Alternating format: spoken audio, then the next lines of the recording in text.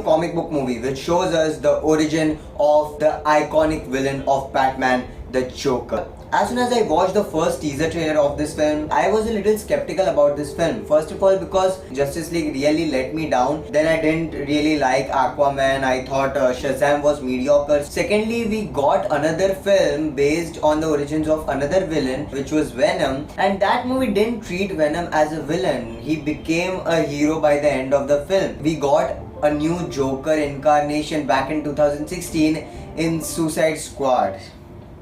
But we all know how that turned out.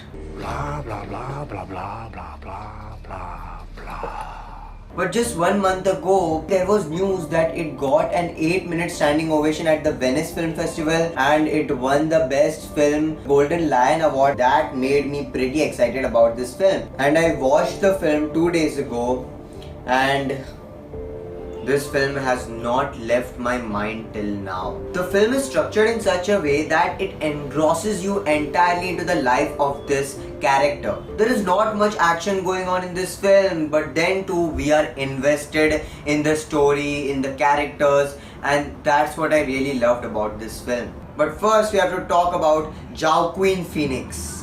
A few moments later. Oh, it's actually pronounced Joaquin Phoenix.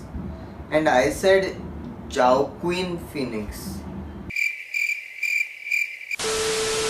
But Joaquin Phoenix gives a riveting performance as Arthur Fleck, which will leave you spellbound by the end. His performance gives you an insight into how Arthur's mind works. There are several moments where he doesn't say anything, but his expressions do the talking. And I think his dedication and commitment to this character will in itself be the reason for his Oscar nomination and eventually lead to him winning the Oscar. Yes! The contribution of other actors like Zazie Beetz, Robert De Niro and Francis Conroy really enhance the film and the story as well. The film is 2 hours 2 minutes long and it never lets you think about anything but the Joker. And I think that's because of the brilliant screenplay by Todd Phillips and Scott Silver. The background music by Hildur Gudnadottir.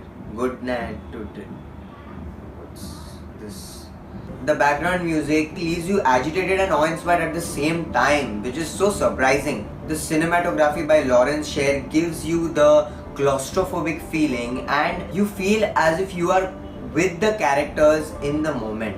But the real winners are Mark Friedberg and Laura Ballinger, whose production design and art direction will take you back in the 1980s, and it will be very hard not to notice that this film is a period drama. But some negatives that the people are having, first of all, the film takes a lot of inspiration from Taxi Driver and King of Comedy, and I can see some scenes where the director tries to pay homage to Taxi Driver and King of Comedy.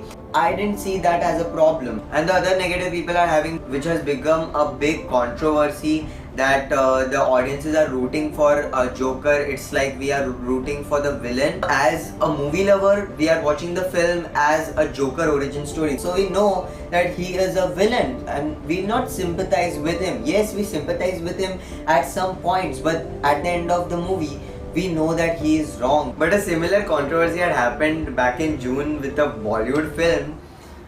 I think you know what I'm talking about.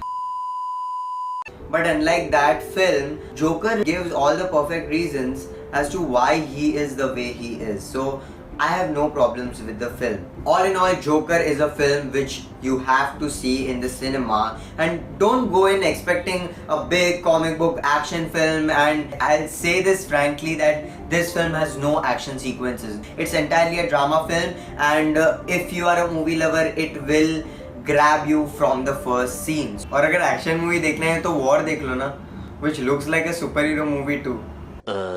For me, the film was perfect. I really loved the film. I didn't expect this film to affect me so much, but I don't have any negatives with this film, surprisingly. If you like this video, please like and share this video, and please guys subscribe. And always remember, wherever there are movies, there is Aamir. So guys, see you next time.